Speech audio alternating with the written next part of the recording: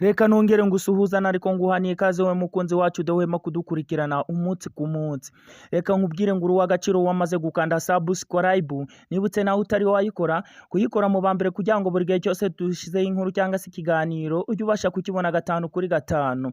Muri uyu mwanya rero tugarutse muri studio gitaraganya kugira ngo tubashe kukugezaho amakuru atunguranye, amwe mu makuru agiye atandukanye abacaracara ku bindi binyamakuru, dore ko tuba twayatohoje tukaza hano muri studio kugira ngo tuyageze ku bakunzi bacu. Wowe uri kutwumva aka kanya, reka tukubwire ko uyu munsi twaguteguriye top 5 twuse cyane rero tutabatindiye. Reka tukubwire ko tugiye kukugezaho top 5 y'ibitwaro karundura u Rwanda rubashe kuba rwakwibikaho, ndetse n'izindi mezayiro n'ibifaru bigiye bitandukanye ugiye kubyumva muri aka kanya. Reka duhere ahangaha rero kuri top 5. Kugeza ubu ngubu u Rwanda rufite intwaro zigiye zitandukanye, ndetse ubudahangarwa, ubushishozi, ubumenyi, ndetse n'ibindi byinshi byagiye bigaragarira amahanga hamwe aho rwagiye rwoherezwa mu kuba rwagarura amahoro mu bihugu bigiye bitandukanye. Ese wari uzi ko abasirikari b'u Rwanda cyangwa se igisirikare cya RDF aricyo kirinda perezida wa Centrafrica? Oya se, manza wumve ko kugeza ubu ngubu u Rwanda ari rwo rwonyine rwabashije kugarura amahoro mu ntara ya Cabo Delgado, intara twari tuziho ko yabaswe n'ibyihebe aribyo byari byarayigaruriye. Ahangaha anariho igisirikare cya RDF cyagiye kikabakura, ubu ngubu hakaba harangwa n'amahoro n'umutekano. Reka rero tureke kubicisha amatsiko, tubabwire ko ku mwanya wa 5 tugiye kubabwira imwe mu ntwaro ikaze ifitwe n'ibihugu bikeya hano muri Afurika, ariko u Rwanda rwabashije kuba rwakwibikaho, ndetse ko u Rwanda ruri mu bihugu bikeya biyifite hano ku isi. Wowe icyo usabwa ni ukutajya kure, hasigaye tukakuramburira amwe mu mabanga cyangwa se bimwe mu bitwaro cyangwa se n'amakuru aba yaragizwe ibanga, hahandi nyine utabasha kuyabona, ariko ahangaha turayagutohoreza cyangwa se tukayashakisha tukayakuzanira, kubera ko nimwe nshuti z'akadasohoka dufite. Wowe icyo usabwa ni ugukanda subscribe kugira ngo tujye tubasha kubana mu makuru ndetse n'ibiganiro tunyuza hano ku Kuri News TV. Reka tukubwire ko dugiye guhera ku mwanya wa 5. Ku mwanya wa 5 hari T55 ndetse na T5050, ngenekereje ni T54 na T55. Ahangaha ni battle tank yo mu bwoko bw'igifaru, ahangaha iterekwa ku gifaru hejuru. Iyi tanka ifite ubushobozi buhambaye, dore ko ishobora kurasa mu ntera y'ibirometero bigera kuri 200. Ahangaha wakwibaza ngo u Rwanda rwayitunze ute? U Rwanda rwabashe kuba rwayigura mu mwaka w'ibihumbi 2003. Urumva ni kera rero, dore ko u Rwanda narwo rusigaye ruranugwanugwa mu bihugu byaza ku myanya y'imbere nta kujijinganya, bifite intwaro zikomeye muri Afurika ndetse no ku isi muri rusange. Reka tukubwire ko iyi battle tank cyangwa se iyi tanka ihekwa n'igifaru, reka tukubwire ko u Rwanda rufite ibitwaro bigera kuri 20 by'ubu bwoko nyine bwa battle tank, ndetse kugeza kuri 50.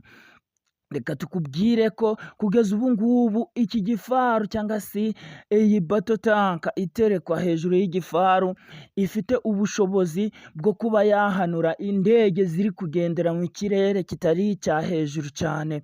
Ariko kugeza ubu ngubu u Rwanda rwakomeje kugenda rwigwizaho intwaro nyinshi, kubera ko izi ngizi zangushe cyangwa se zorohera abasirikari kwihutana ku rugamba aho rukomeye. Reka tukubwire ku mwanya wa 4. Umwanya wa 4 hari HC1, ngenekereje ni CNS HC1 cyangwa se 1. Iyi ngiyi ni hot intera ishobora kurasa mu ntera ya kilometero zigera kuri 2 zose. Reka tukubwire ko iyi ntwaro ifitwe n'Ubushinwa ndetse n'igihugu cy'u Rwanda ari byo bifite iyi ntwaro byonyine kugeza ubu ngubu byagiye bizigaragaza mu mavideo ndetse n'amafoto agiye atandukanye. Nta kindi gihugu cyabasha kuba cyatunga iyi ntwaro muri rusange, atari ukuvuga ngo ni ibindi dushingiyeho, ari uko u Rwanda narwo rwabaye urwa mbere mu kuba rwashishoza intwaro zigiye zitandukanye. Reka tukubwire ko ku mwanya wa gatatu hari Redi R. Iyi Redi R cyangwa se iyi ngiyi wayita burende zihambaye cyane, dore ko zishobora kuba zafata indege iri mu kirere cya kure cyangwa se kuba zahanura indege ziri mu kirere kiri hejuru cyane bikabije. Izi mezayiro rero cyangwa se iyi ngiyi twakwita nk'intwaro ihambaye, nayo zifite ubushobozi ku buryo zakorewe muri Amerika y'Amajyaruguru. Ahangaha nyine niho izi ntwaro cyangwa se izi mezayiro zabashije kuba zakorerwa, dore ko zifitwe n'ibihugu bikeya muri rusange n'u Rwanda rurimo. Reka tukubwire ko ku mwanya wa kabiri hari MiR-24. Iyi ngiyi ni intwaro nayo cyangwa se helicopter, MiR-24 helicopter.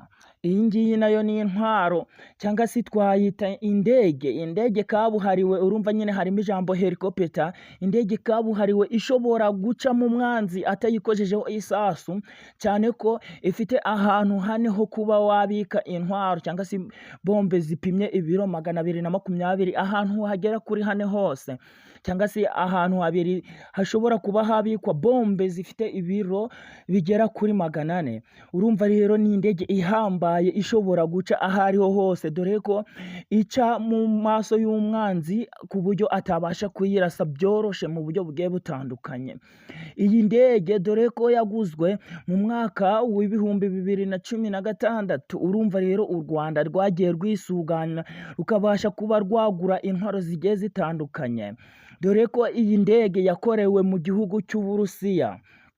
Ku mwanya wa mbere wakwibaza ngo turahasanga iyihe ntwaro ikomeye mu ziri zimwe u Rwanda rufite, dore ko izi ngizi turi kubabwira ni intwaro zigiye zitandukanye, ariko intwaro 5 cyangwa se intwaro zigera kuri 5 zitandukanye zikomeye u Rwanda rufite hano mu gihugu cyarwo, cyangwa se igisirikare cya RDF cyabashije kwibikaho, zifitwe n'ibihugu bikeya muri rusange.